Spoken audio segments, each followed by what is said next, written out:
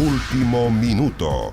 Vamos con la información del minuto. Inminente sería la partida desde México. Comienza a materializarse la extradición de Raúl Escobar Poblete, alias Comandante Emilio, uno de los autores materiales, indicado como uno de los autores materiales hace 30 años del crimen del senador de la UDI, Jaime Guzmán Errázuriz, el 1 de abril de 1991, 30 años después, según la información que llega desde México, en algunos minutos más estaría viajando hacia nuestro país. Raúl Escobar Poblete, bajo esta figura de extradición temporal para responder por los cargos que se le van a jugar por el crimen del senador Jaime Guzmán. Justamente aquí en el estudio tenemos para profundizar en este tema al periodista Rodrigo Cid, quien ha estado durante mucho tiempo y está preparando un informe respecto a lo que estamos viendo. Rodrigo, muy buenas tardes. ¿Cómo te va? Muy buenas tardes. Claro, tú dices una inminente extradición. Según fuentes de 24 horas, a las 15:30 estaría despegando un avión de la Fuerza Aérea de Chile desde México, desde el estado de Guanajuato, para traerlo a Santiago de Chile para que enfrente un proceso judicial. Hay que recordar que,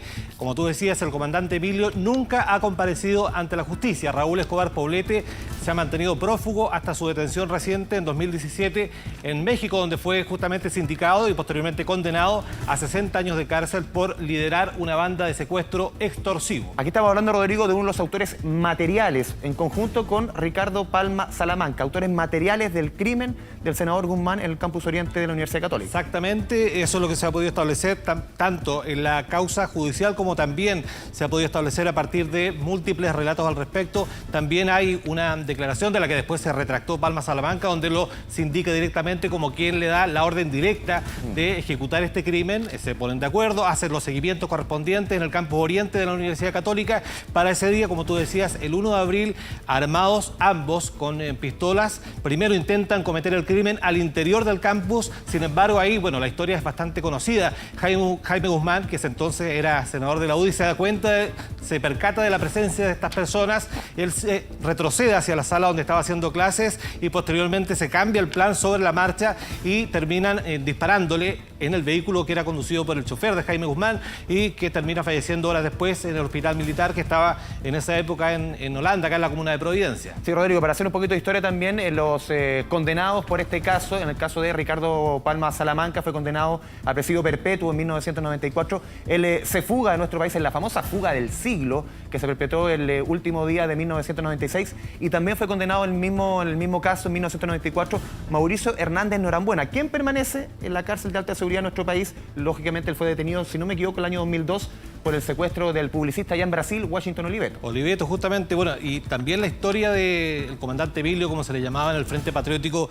Manuel Rodríguez, y el llamado negro Palma Salamanca está unida porque además en este operativo, esto que se llamó la Operación Vuelo de Justicia, el 30 de diciembre de 1996, una cinematográfica fuga en helicóptero desde la cárcel de alta seguridad, lo que se ha podido establecer también en la investigación judicial es que justamente Raúl Escobar Poblete era uno de los que iba en ese helicóptero para lograr la fuga de estos 4 exfrentistas. Uno de ellos fue recapturado luego de lo ocurrido en Brasil y fue traído de vuelta a Chile hace un par de años. Para que hagamos un poco de historia, Rodrigo, ¿qué es lo que ha sucedido con Raúl Escobar Poblete, comandante Emilio, en estos 30 años?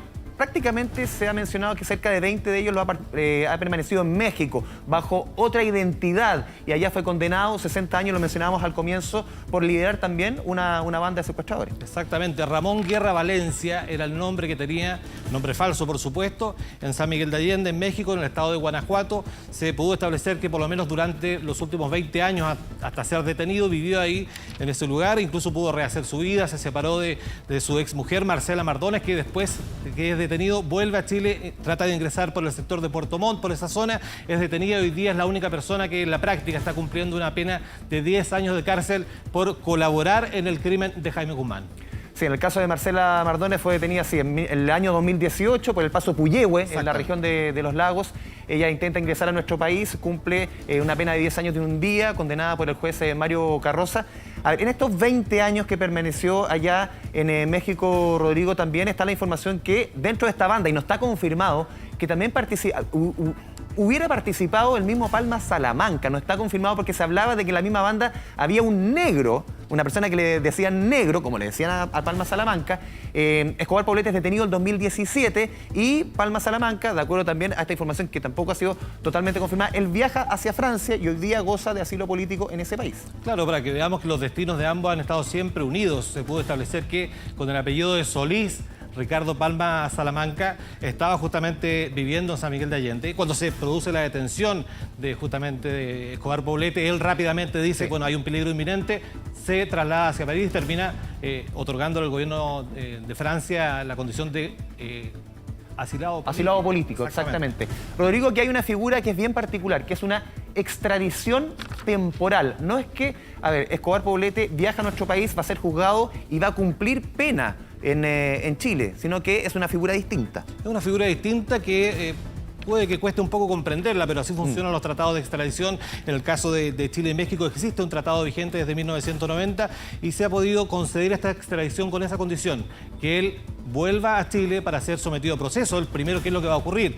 Lo van a ir a buscar por parte de efectivos de la PDI, lo van a subir al avión, como va a ocurrir en un rato más, según hemos podido estar chequeando, lo van a traer a Chile, lo van a poner a disposición de Gendarmería, probablemente va a cumplir con el tema de la cuarentena, porque además hay todo un proceso sanitario por la situación de pandemia, y después debería ser interrogado, se debería tomar una declaración indagatoria, porque esto además es el sistema judicial antiguo. Hoy día la causa del crimen del senador Jaime Guzmán la tiene el ministro de la Corte de Apelaciones de Santiago, Guillermo de la Barra, quien, una vez que lo pueda interrogar, que le tome esta declaración indagatoria, podría eventualmente ya someterlo a proceso para que de esta forma se inicie todo este largo itinerario que podría terminar con una sentencia, y después de eso tendría que regresar a México para cumplir con esta pena de 60 años de cárcel, que todavía en todo caso no está totalmente firme porque quedan algunos recursos pendientes que él podría invocar por parte de su defensa. Y también lo comentamos justamente antes de que saliéramos al aire, la información de que, de acuerdo a la información que llega desde México, la forma de operar de esta banda de secuestradores allá en México, por la cual fue condenado por 60 años,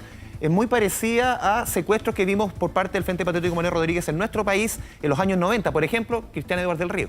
Exactamente, Cristian Edwards, que fue sometido a crueles tratamientos inhumanos por parte de esta banda de secuestradores, fue mantenido en un cubículo muy pequeño de madera, una construcción de madera, sometido intensamente a música constante, y en el caso de lo que ocurrió después con Washington Oliveto, también ahí se pudo detener a Hernández Nolambuena. En algún momento, cuando el paradero de Escobar Poblete era desconocido, se pudo determinar que surgió una pista en un momento en Paraguay, que era probablemente esta misma banda de secuestradores. Se especuló con aquello hasta que en 2017 cae justamente cuando, según la policía de México, iba a tratar de retirar el dinero de un secuestro de una mujer de nacionalidad francesa estadounidense de apellido Kendall, que además había sido mutilada para de esta forma presionar a la familia, a uno de sus dedos. Se le envió una falange a su familia para obtener el rescate. Además eran procedimientos extremadamente crueles, inhumanos, y estos secuestros se podrían incluso prolongar durante más de un año para que la familia finalmente accediera a pagar estos rescates.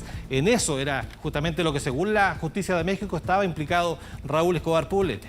A ver, Rodrigo, también está la duda respecto a dónde va a estar recluido estos días Raúl Escobar Poblete. ¿Por qué? Según la información que se maneja, la cárcel de alta seguridad está siendo sometida a remodelación. O sea, todavía está la duda dónde, por ejemplo, va a estar detenido en nuestro país. Exactamente lo que debería corresponder, lo que se ha visto en otros procesos de extradición un poco más antiguos, como por ejemplo el del agente Osvaldo Romo. Él, una vez que llega por parte de agentes de la PDI que lo trasladan, lo entregan a disposición de Gendarmería, y Gendarmería ya se encarga de la custodia. Tendrá que determinar algún recinto para que primero pueda cumplir con el aislamiento por el tema de la pandemia, bajo estrictas medidas de seguridad, porque además Chile se compromete con resguardar la seguridad del interno durante todo el proceso, durante todo lo que va a tardar esto, porque después, como tú lo decías, tiene que retornar a México a cumplir condena. Rodrigo, muchas gracias por este completo informe. Estamos a la espera. A las 15 horas partiría este avión y a las 15:30 tendríamos una vocería de las autoridades chilenas desde La Moneda. Gracias, Rodrigo. Un gusto, buenas tardes. Son las 2 de la tarde con 36 minutos. Vamos a la pausa de las noticias.